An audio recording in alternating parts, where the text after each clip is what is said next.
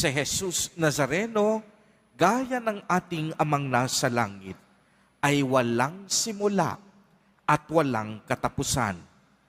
Bago palikhain ang sanlibutan, siya ay umiiral na. Kaya nga kung narinig ninyong mabuti kanina sa pagbasa sa Ebanghelyo, mariiniyang ipinaliwanag. Bago pa ipinanganak si Abraham, ako na. Kung maaalala po ninyo, ang pangalang ibinigay ng Diyos kay Moises noong makatagpo niya ito sa pamamagitan ng apoy na nagliliyab at hindi namamatay, ipinakilala ng Diyos Ama ang kaniyang pangalan bilang ako nga. Siya nga ang Diyos na buhay. Siya nga ang kataas-taasang Diyos.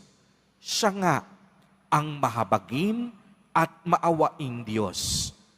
Bago ang pagpapakasakit at kamatayan sa krus ni Jesus, binigyang diin niya na siya at ang Diyos Ama ay iisa.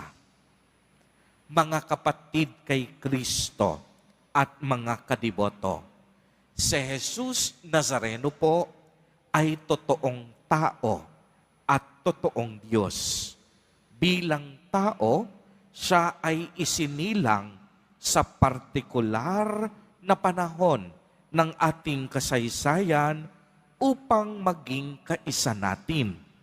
Bilang Diyos, siya ay walang simula at walang wakas. Bago pa man likhain ang sanlibutan, bago pa man likhain ang sangkatauhan, siya ay siya na.